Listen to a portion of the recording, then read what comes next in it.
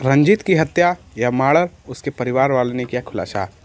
डंडई से रंजन कुमार पासवान की रिपोर्ट।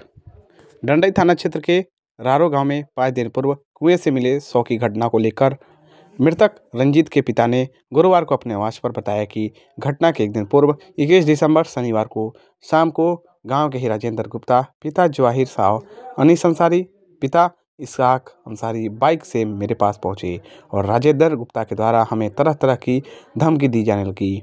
कहा कि अपने बेटे रंजीत गुप्ता को समझा दो, नहीं तो इसका अंजाम बुरा होगा। तभी से मैं भयभीत था। जब घर आया तो रंजीत बेटे से डांट फटकार कर पूछा कि कुछ हुआ है क्या। तो रंजीत ने कहा था कि लड़की का फ़ोन आया था तो सिर्फ बात किए और कुछ नहीं। इसके बाद अगले दिन सुबह ही मेरे बेटे के कुएं से 100 बरामद हुआ। घटना को लेकर मृतक के पिता ने आगे बताया कि सोची समझी साजिश के तहत रंजीत की हत्या कर 100 कुआं में डाला दी गया है। वहीं मृतक के छोटा भाई अजीत कुमार गुप्ता ने बताया कि घटना की रात्रि करीब 9:30 बजे मृतक भाई रंजीत के मोबाइल संख्या 9262880187 पर लड़की का फ़ोन आया और वह बात करते रहे। दोबारा फ़ोन आया तो वह बात करते करते छत पर बात करने चले गए। तब तक मुझे नींद आ गई। फिर कब क्या हुआ मुझे कुछ पता नहीं चला। अगली सुबह नींद खुलते देखा तो भैया अपने बिस्तर पर नहीं थे। फिर हम लोग उनके मोबाइल पर फ़ोन किया लेकिन उनका मोबाइल स्विच ऑफ बताया। इसके बाद भैया की खोजबीन करने लगे। पता चला कि घर के कुछ दूरी पर स्थित एक कुएं में चप्पल तैरता हुआ दिखा है और उक्त कुएं से भैया का शव बरामद किया गया। परिजनों ने बताया कि न्याय की मांग को लेकर डंडई थाने में लिखित आवेदन दिए हैं। हम चाहते हैं कि बेटे के हत्यारे पर कड़ी से कड़ी कार्रवाई हो। रंजीत के बड़े भाई कुंदन कुमार गुप्ता द्वारा बताया जा रहा है कि मृतक के एक दिन बाद रंजीत के मोबाइल फ़ोन लगा था, फिर बंद बताने लगा, जबकि रविवार के 5 बजे से ही उसका फ़ोन बंद बता रहा था। पक्ष मामले में डंडई थाना प्रभारी अवधेश कुमार यादव ने बताया कि आवेदन मिली है। आवेदन के आधार पर अज्ञात के विरुद्ध प्राथमिक दर्ज कर अनुसंधान की जा रही है। क्या हुआ था? जैसे हम यहाँ से घर पर से गए थे बकरी चराने। अब बकरी चरा के उधर से घुमाए तो 4 बजे के लमसम में डाणू में नदी को है, वो नदी के पास आए तो इधर से गया नजिंदर साहब और अनीस हमको धमकिया आया जे ये पार आओ। डाणू पर रुक गए तो कहा कि ये पार आओ, तो ये पार दे गए तो कहे कि होश में तुम हो जाओ। हम कहले कि हम नहीं समझे पार तुम भैया जे तुम कहा होश में करा बड़ा सब खोल के बताओ। तो वो लोग कहा कि तू होश में हो जाओ बेटा, सही हार लो नहीं तो समझ लेना, यही बात बोला था। अच्छा।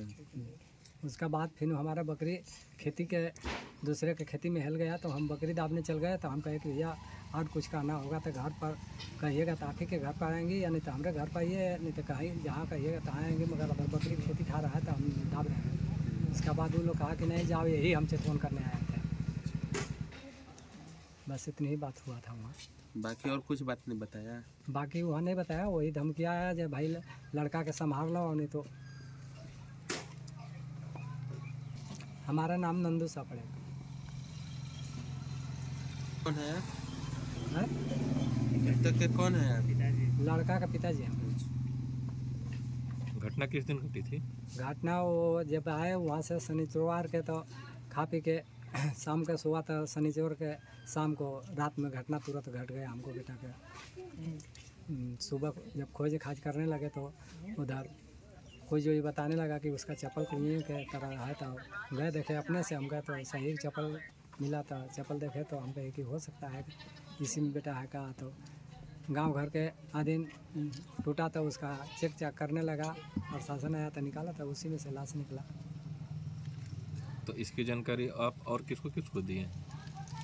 इसको जानकारी तो भाई जैसे हम चप्पल देखे तबले तो हम बेहोशी हो गए हैं। फिर हम घटना को लेकर कहीं आवेदन दिए हैं? आवेदन जैसे हम अपने हाथ से तो नहीं दिए हैं, मगर लगाए हैं। जैसे पुलिस लगा भाई को दिया, जैसे लिखवा कर दिए उधर भेज दिए हैं।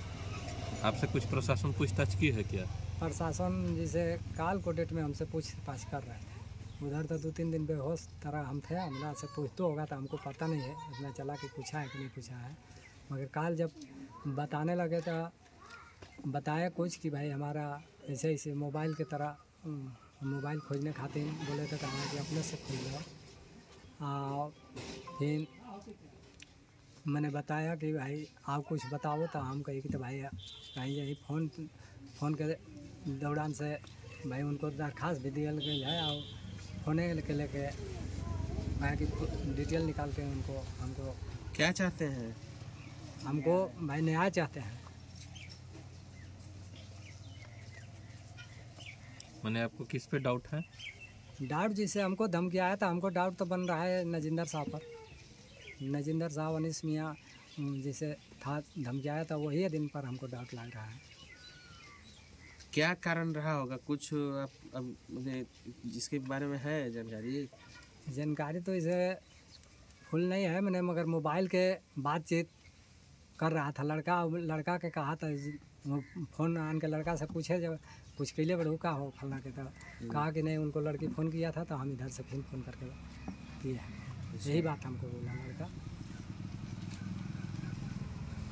लड़का बातचीत करता था? हाँ, लड़का बातचीत करते थे।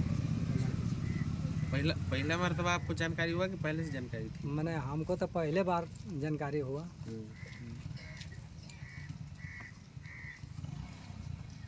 जो मृतक थे आपका भाई है ना? जी। अच्छा, उस रात्रि में क्या हुआ था? रात्रि में फ़ोन आया था घर से, तो भैया बतिया रहे थे, तो एक खाली फ़ोन आया था, रूम में सोए बतियाए, तो फिर फ़ोन रख दिए, तो फिर फ़ोन आया, तो फिर छत पे चढ़ गए, तो छत पे से बतिया के तो फिर आए, तो केवाड़ी बंद करके और फिर सो गए। तो फिर फ़ोन आया, तो फिर उठ के और छत पे गए और बतिया रहे थे। अब हम सोचे कि कहाँ जाएंगे, छत पे ना है घर ही ना, तो हम सो गए। तो भैया फिर नहीं आए कि क्या था, तो हम लोग सुबह हम देखें उठ के कि रूम में है कि नहीं, तो नहीं थे। तो हम मम्मी से कहें कि भैया कहाँ थे, तो मम्मी कहें देखने लगे, तो मम्मी अपनी करें। तो जो फ़ोन आया था मतलब पहला मरतबा पहला दिन था कि और पहले भी आता था? और पहला दिन हम उस दिन सुने हैं, मतलब रात में, और उन्हें बतिया रहे होंगे तो नहीं हम जान रहे हैं। तो फिर बतिया रहे थे और फिर सुबह हम लोग देखें तो नहीं थे। तो कै बजे वो लगभग बातचीत का समय क्या? 9:30 बजे के लमसम में हम किए। क्या नाम है? अजीत कुमार गुप्ता। फैमिली के साथ फोटो ले लीजिए।